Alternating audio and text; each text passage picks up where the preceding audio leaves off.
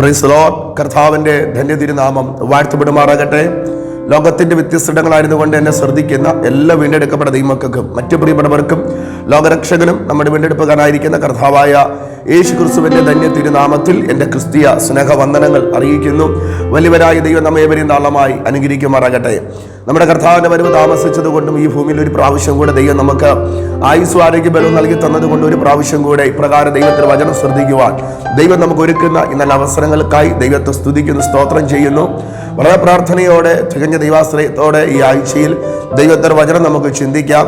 ഈ ആഴ്ചയിലെ തിരുവചന ധ്യാനത്തിന് ആധാരമായി പുറപ്പാട് പുസ്തകം 14-ാം അധ്യായം അതിൻ്റെ 13-14 വാക്യങ്ങൾ ഇപ്രകാരം വായിക്കുന്നു. അതിന് മോശ ജനത്തോട്, ഭയപ്പെടേണ്ട, ഉറച്ചു നിൽപ്പിൻ, യഹോവ ഇന്ന് നിങ്ങൾക്ക് ചെയ്യുവാനിരിക്കുന്ന രക്ഷ കണ്ടുകൊള്ളുവിൻ. നിങ്ങൾ ഇന്ന് കണ്ടിട്ടുള്ള മിസ്രയരെ ഇനി ഒരു നാളും കാണുകയില്ല.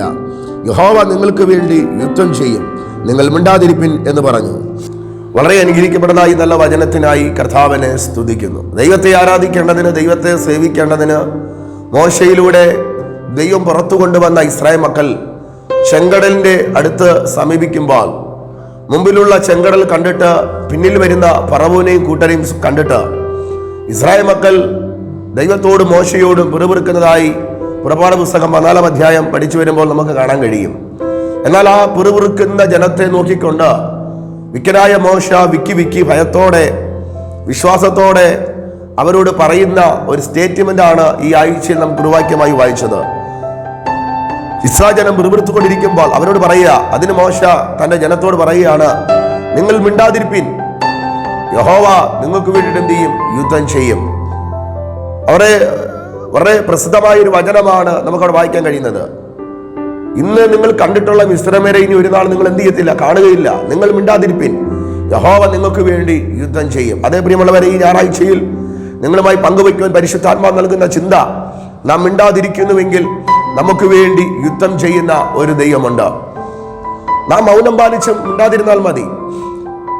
ഏത് കാര്യത്തിനും എന്തിനും എടുത്തു ചാടരുത്.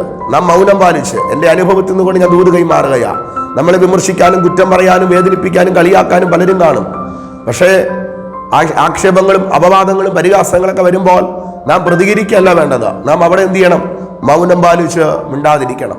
നാം മിണ്ടാതിരുന്നാൽ നമുക്ക് വേണ്ടി മിണ്ടുന്ന, നമുക്ക് വേണ്ടി യുദ്ധം ചെയ്യുന്ന ഒരു ദൈവമുണ്ട്. യോസേഫിനെ തന്റെ വസ്ത്രം വലിച്ചൂരി വെള്ളമില്ലാത്ത പൊട്ടക്കിണറ്റിൽ തള്ളിയിടുമ്പോഴും അവൻ അവിടെ നിന്ന് കരയേറ്റി മിദ്യാനർക്ക് 20 വെള്ളിക്കാശിന് വിറ്റ് കൊടുക്കുമ്പോഴും തന്നെ ആക്ഷേപങ്ങളും അപവാദങ്ങളും പറയുമ്പോഴും ചെയ്യാത്ത കുറ്റത്തിന് താൻ കാരാഗൃഹത്തിൽ അകപ്പെടുമ്പോഴും യോസേഫ് പ്രതികരിച്ചതായി കാണുന്നില്ല. അവനൊന്നും മിണ്ടിയില്ല. അവൻ മിണ്ടാതിരുന്നപ്പോൾ കാരാഗൃഹത്തിൽ ദൈവം അവന് വേണ്ടി മിണ്ടാൻ തുടങ്ങി. അവന് വേണ്ടി ദൈവം സംസാരിക്കാൻ തുടങ്ങി. ഒരു യഥാർത്ഥ ആത്മീയ ദൈവത്തിൽ എന്താണ്? പ്രശ്നങ്ങൾ വരുമ്പോൾ മൗനം പാലിക്കുക എന്നുള്ളതാണ്. അല്ലാതെ ആ മനുഷ്യന് സംസാരിക്കാൻ കഴിവില്ലാഞ്ഞിട്ടോ അദ്ദേഹത്തിന്റെ കഴിവുകേടല്ല, ആ മനുഷ്യനൊരു പൊട്ടനായിട്ടല്ല. പിന്നെന്താ? നാം മനഃപൂർവ്വം എന്ത് ചെയ്യുക? മൗനം പാലിക്കുക. പ്രിയമുള്ളവരെ, എല്ലാ ചോദ്യങ്ങൾക്കും നമുക്ക് ഉത്തരം കൊടുക്കാൻ കഴിയത്തില്ല. അവിടെ എല്ലാം നാം എന്ത് ചെയ്യണം? മൗനം പാലിക്കുക. എന്നാൽ എല്ലാ കാര്യങ്ങളും നാം എന്ത് ചെയ്യരുത്? മൗനം പാലിക്കരുത്. പറയേണ്ട കാര്യങ്ങൾ സൗമ്യതയോടെ, സ്നേഹത്തോടെ, ശാന്തതയോടെ നമ്മൾ എന്ത് ചെയ്യണം? പറയണം. എന്നാൽ ചില കാര്യങ്ങളിൽ പറഞ്ഞാൽ മനസ്സിലാകാത്ത, അല്ലെങ്കിൽ നമ്മൾ പറയുന്ന കാര്യങ്ങൾ ഉൾക്കൊള്ളാത്ത, മറ്റാരോടും അങ്ങനെ ആവശ്യമില്ലാത്ത കാര്യങ്ങളിൽ ഒന്നും എന്ത് ചെയ്യരുത്? നാം പ്രതികരിക്കാൻ പോകരുത്. വഴക്കുണ്ടാക്കുന്ന, കലകമുണ്ടാക്കുന്ന, ശണ്ടയുണ്ടാക്കുന്ന, തെറി വിളിക്കുന്ന, ലോകമായി ജീവിക്കുന്ന വ്യക്തി നമ്മോട് പ്രശ്നത്തിന് വന്നാൽ അവിടെ മിണ്ടാതിരിക്കുക എന്നുള്ളതാണ് ഏറ്റവും വലിയൊരു മാർഗം. എവിടെയാണ് നാം മൗനം പാലിക്കുന്നത്?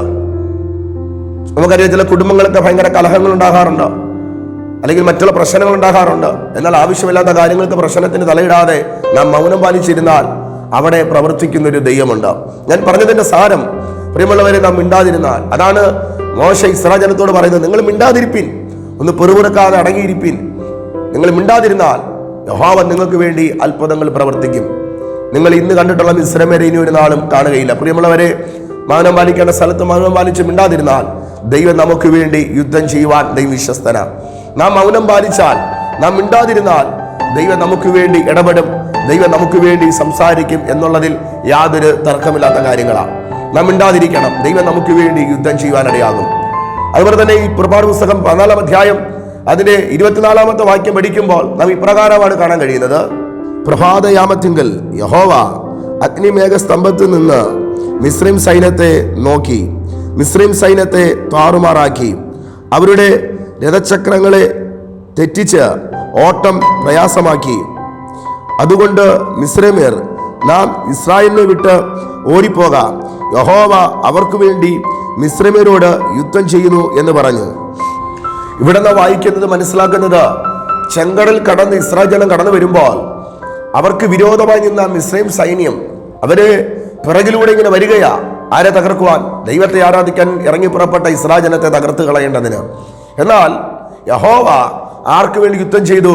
ഇസ്രായേൽ ജനത്തിന് വേണ്ടി മിസ്രൈമ്യരോട് യുദ്ധം ചെയ്തു. പ്രഭാതയാമത്തെങ്കിൽ അഗ്നിമേഘ സ്തംഭത്തുനിന്നുകൊണ്ട് ആരെ നോക്കി? മിസ്രൈം സൈന്യത്തെ നോക്കി. രഥചക്രയുടെ ഓട്ടങ്ങളെ തെറ്റിച്ച് അവരെ താറുമാറാക്കി കളഞ്ഞു. അധിക മണിക്കൂറുകൾ, മിനിറ്റുകൾ ഇസ്രായേൽ ജനത്തിന് നേരെ ഓടാൻ അവർക്ക് കഴിഞ്ഞില്ല. യഹോവ അവരെ തകർത്തു കളഞ്ഞു. അപ്പോഴാണ് മിസ്രൈമിന് ഒരു ചിന്തയുണ്ടായത്, ബോധ്യമുണ്ടായത്. നാം ഇസ്രായേലിനെ വിട്ട് എന്ത് ചെയ്യണം? തിരിച്ച് പിന്മാറി ഓടിപ്പോകണം. ഇനി നമുക്ക് ഇസ്രായേൽ ജനത്തെ തൊടാനൊക്കത്തില്ല. കാരണം യഹോവ അവർക്ക് വേണ്ടി യുദ്ധം ചെയ്യുന്നു. കണ്ടോ, അവരെ തകർക്കാൻ ഇറങ്ങിത്തിരിച്ച ശത്രുവിന് മനസ്സിലായി ഇസ്രായേൽ ജനത്തെ എന്ത് ചെയ്യാനൊക്കത്തില്ല, തൊടാനൊക്കത്തില്ല. അവർക്ക് വേണ്ടി യുദ്ധം ചെയ്യുന്ന ഒരു ദൈവമുണ്ട്. പ്രിയമുള്ളവരെ, നിങ്ങളുടെ ഓട്ടം നിങ്ങൾ മുന്നോട്ട് തന്നെ ഓടട്ടെ. സ്ഥിരതയോടെ നിങ്ങളെ ഓടട്ടെ.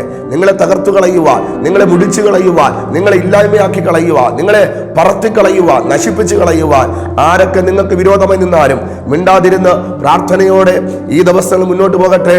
നിങ്ങൾക്ക് വേണ്ടി യുദ്ധം ചെയ്യുന്ന ഒരു ദൈവമുണ്ട്. നിങ്ങൾക്ക് വേണ്ടി പ്രവർത്തിക്കുന്ന ഒരു ദൈവമുണ്ട്. നിങ്ങൾക്ക് വേണ്ടി സന്ദർശിക്കുന്ന ഒരു ദൈവമുണ്ട്. അതുകൊണ്ട് വചനം പറയുന്നു, നമുക്ക് വേണ്ടി യുദ്ധം ചെയ്യുന്ന ഒരു ദൈവമുണ്ട്, ഇടപെടുന്ന ഒരു ദൈവമുണ്ട്, സംസാരിക്കുന്ന ഒരു ദൈവമുണ്ട്.